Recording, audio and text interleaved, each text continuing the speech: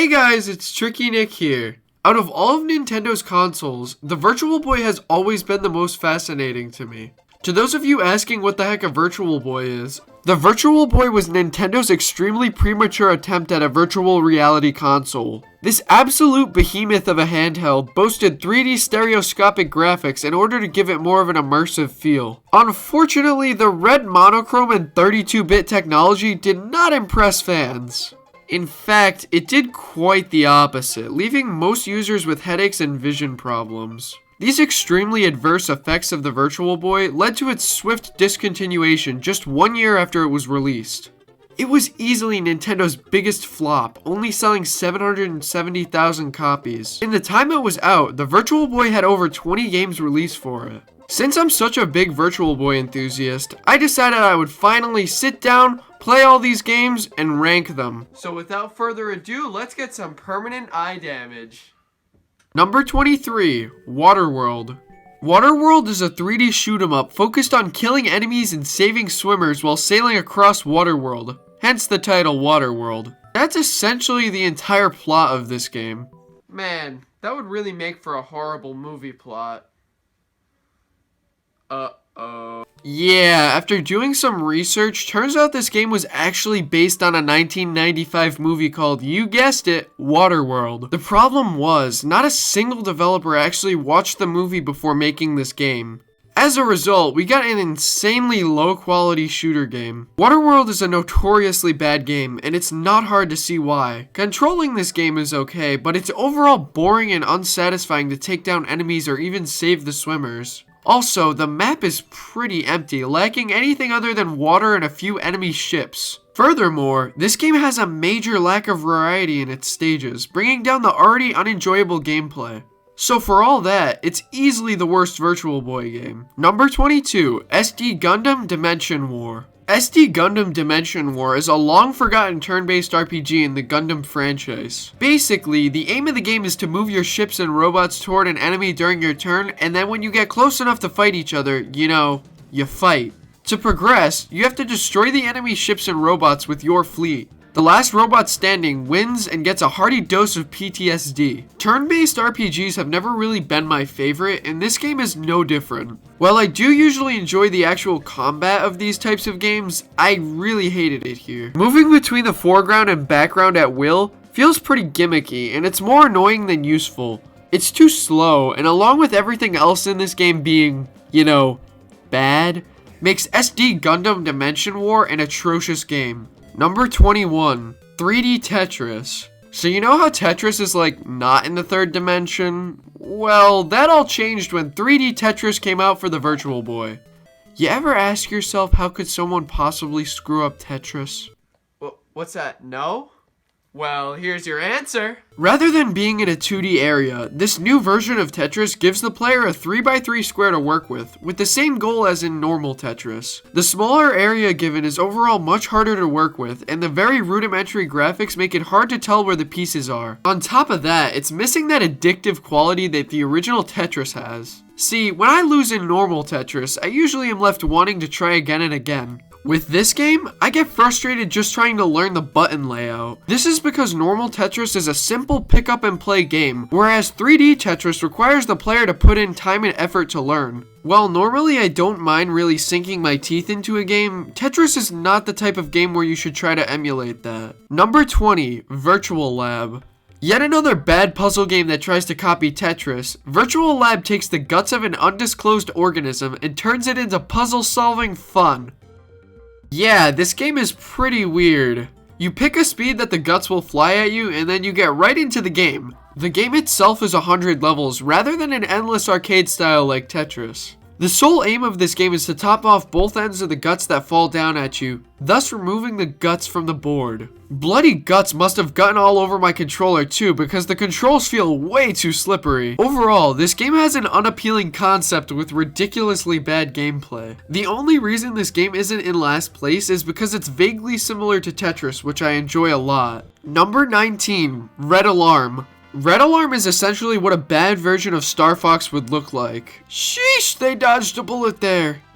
Now, I will give credit where credit is due. The attempt at creating a fully 3D environment was a bold move. Unfortunately, it looks pretty bare bones. Like I said before, this game is essentially a poor man's version of Star Fox. We take control of a spacecraft and shoot our way out through each stage. I was okay with overlooking the poor graphics if it meant that the game was going to be straightforward and fun, but it's not. The stages are long and maze-like, which quickly becomes confusing due to the very bare bones 3D. I mean, it's like trying to find different red wires in a sea of red wires while piloting some red wires that shoot at some other red wires. This causes the game to fall very short of its potential, making it a sad rendition of Star Fox and not much else. Number 18, Virtual Boy Fishing. There's very little that you can say about Virtual Boy Fishing. You cast the fishing rod, hook a fish, and try to reel it in. This is just fishing if everything was red. It's not necessarily bad, but there's not a whole lot to do. It gets pretty boring pretty quickly.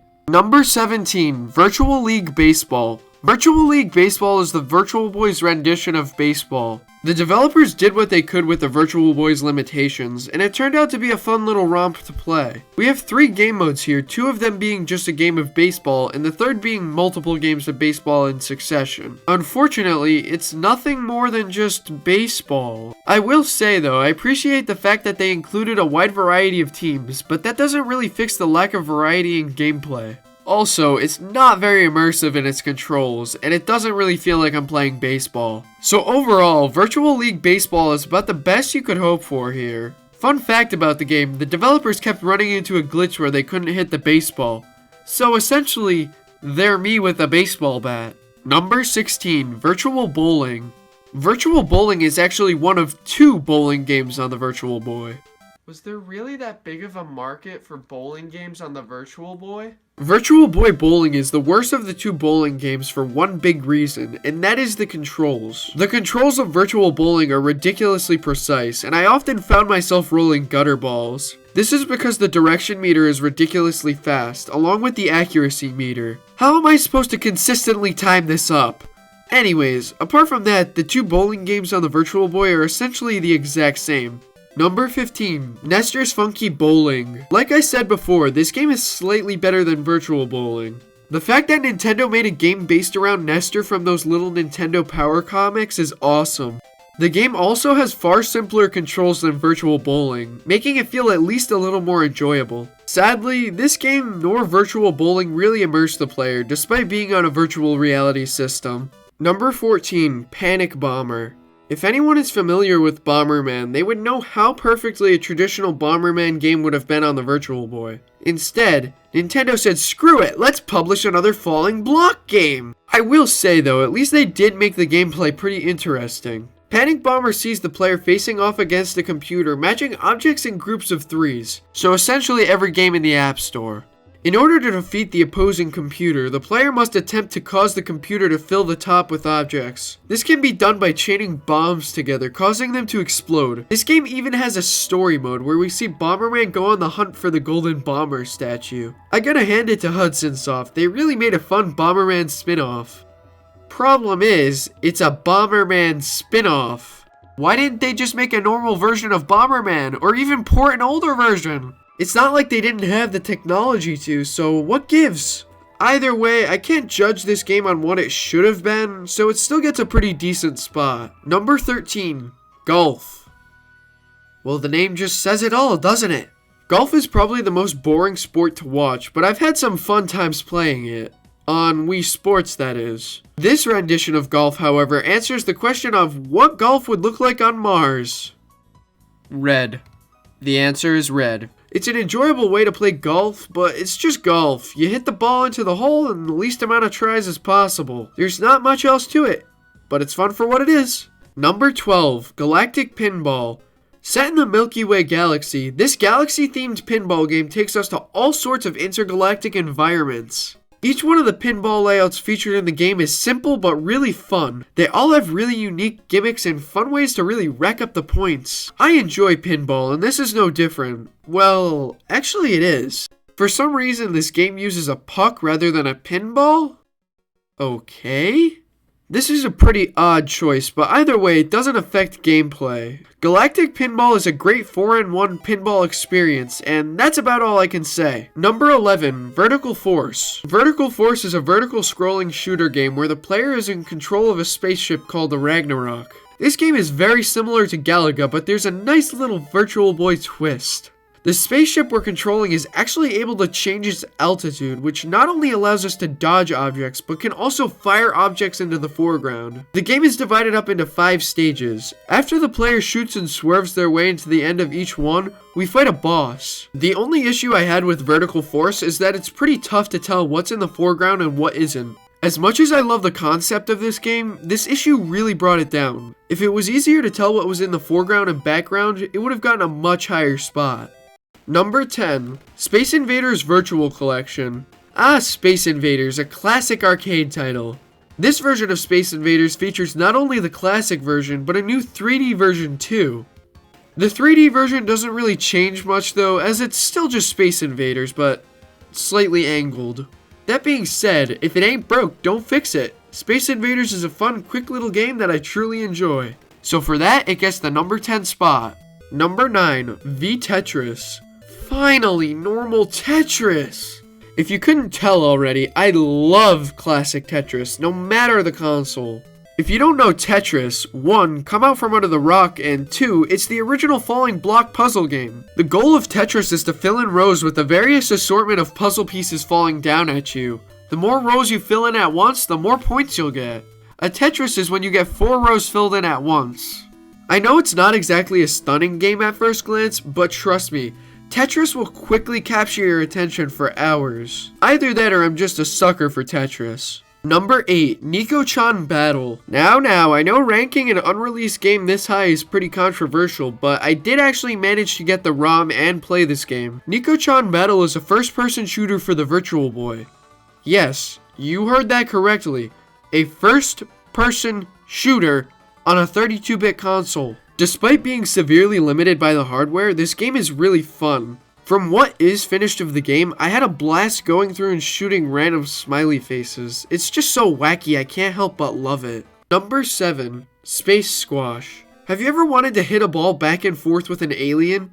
Well, I didn't think I did either until I played Space Squash. Space Squash takes a normally boring sport and turns it into something charming and fun with the space theming. The game also utilizes the Virtual Boy's 3D perfectly, making it clear when the ball is near and far. There isn't much else to it, but trust me, it's really fun. Number 6. Mario's Tennis. When people think of the first entry in the Mario Tennis series, they often point to Mario Tennis on the N64. But they would be wrong. Mario's Tennis for the Virtual Boy is the first ever Mario Tennis game. Imagine being born and then your mother saying, "Put it back in, it's not ready yet!" That being said though, this game is a fantastic start to the series. Taking the roster from Super Mario Kart, Mario's Tennis gives us the classic Mario Tennis experience. Here we have both a singles and doubles mode, which is really cool, albeit pretty standard. If you don't know how tennis works, you hit the ball back and forth, you hit the ball back and forth, you hit the ball back and forth, you hit the ball, you get the picture. Here's the thing, if you love tennis like me, you're gonna love this game. If you don't love tennis, then you won't like it so much. While it may not be the definitive way to play Mario Tennis, this game was a blast if you're a big tennis fan that for some reason only has a Virtual Boy. Number 5, Mario Clash. When looking at the Virtual Boy's game library, I was shocked to see that no 2D Mario game ever released for it. I mean, those things practically grow on trees. Instead of that, though, we got a sequel to the original Mario Bros. Known as Mario Clash. Mario Clash takes the classic formula of Mario Bros. And gives it a 3D environment to work with. This game is really tough, and when I say tough, I mean 99 stages worth of tough. While this game isn't quite a full-fledged Mario experience like I hoped it was still an incredibly enjoyable experience. The aim of Mario Clash is to use Koopa Troopas to kill the other enemies on the platforms. There's a foreground and a background area, each of which Mario can throw Koopa shells from. If Mario gets a mushroom though, it's all over for the enemies because Mario is able to kill any enemy with a Koopa shell, no matter its defense. I absolutely love this rendition of Mario Bros. The difficulty is great, and trying to work out how to take down each enemy is really fun. I'd love to see a sequel to this game one day, just so I can play it for more than a half hour at a time without causing permanent vision damage, stupid Virtual Boy. Number 4, Mouth No Yakata. I probably pronounced that wrong. When October comes around, I'm always the first one to slap on the pumpkin suit and start looking for some horror games to play. But never in a million years did I think that I would find a first-person horror game on the Virtual Boy. On top of that, never did I think I would enjoy it so much. This game sees the player traversing a mansion, finding a key on each floor. But in our way, we have some pretty scary looking monsters. We either shoot them or get mauled. This is awesome! After we find the key, we book it for the exit before a monster gets us or time runs out. While it's not the scariest game I've played, there are actually some scary moments. The rigid movement, while annoying, makes it actually a little bit scary moving towards monsters. Overall, Mouth No Yakata is a great horror experience that gave me some genuine scares. Number 3, Teleroboxer. Teleroboxer is a futuristic robot-themed boxing game. It's very similar to Punch-Out in its style, but with cool robots instead of stupid Mike Tyson. It's very simple to learn, but leagues of fun to play. I really like the robot theme of this game, like even when you get knocked out you see static. That's attention to detail. Neat little unnecessary details like that make this game so much better. Out of all the games on the Virtual Boy, this is one that I want to see a sequel for the most. Number 2, Jack Bros. Jack Bros is an action-packed game following Jack Frost, Jack Lantern, and Jack Skeleton on their quest to return to the fairy world after a Halloween rager. This top-down action-adventure game requires us to get through 6 stages each with multiple floors before our time runs out and we're trapped on Earth. No, not Earth! In order to progress, the player needs to collect all keys on each floor before being allowed to jump down onto a lower floor and eventually beat the stage. To find the keys, the player uses a radar that displays all their locations. Once all the keys have been collected, it shows the location of the exit. Once the player reaches the bottom floor, they are faced with a boss character that they need to defeat, after which they can proceed to the next area. Throughout all this, we also have to fend off enemies, and if we get hit, we lose time. All this makes the game extremely tense, and I love the Halloween theme accompanying it. Number 1, Virtual Boy Wario Land. Being one of my favorite franchises, it's no surprise that Wario Land is easily my favorite game on the Virtual Boy. Virtual Boy Wario Land is Nintendo's magnum opus for the Virtual Boy. I love this game! Wario Land is an incredible 2D platformer that uses the gimmicks of the Virtual Boy flawlessly. This game uses the 3D stereoscopic graphics of the Virtual Boy to allow Wario to jump between the foreground and the background, along with having other obstacles and enemies do the same. Similar to in Wario Land Super Mario Land 3, Wario is able to collect caps to gain powers such as fire and a more powerful charge move. Speaking of charges, I love Wario's movement in this game. He is a bit slower due to him being a big dude, but his charge move really makes up for it, as he can use it to pick up and throw enemies. Also, I love that the environment Wario is in is known as the Amazon. That's pretty funny. Well, I've heard that some people complain that the game is too short. Just remember what you're playing on. The Virtual Boy isn't meant for long play sessions. It's meant for short pick up and play type sessions. Along with that, the lower level count allowed the developers to really meticulously craft each level and focus on maximizing enjoyment. And oh boy, let me say, it really shows here. I love each level and how it takes a great concept, plays with it, and throws it out before it gets too old. All these great aspects of Virtual Boy Wario Land make it not only the greatest Virtual Boy game, but one of my favorite entries in the Wario Land series. And that concludes my ranking of every Virtual Boy game. Despite being a commercial failure, I'm here to say that the Virtual Boy actually did create some great experiences. I laughed, I cried, I screamed in anger, but most of all, I had fun.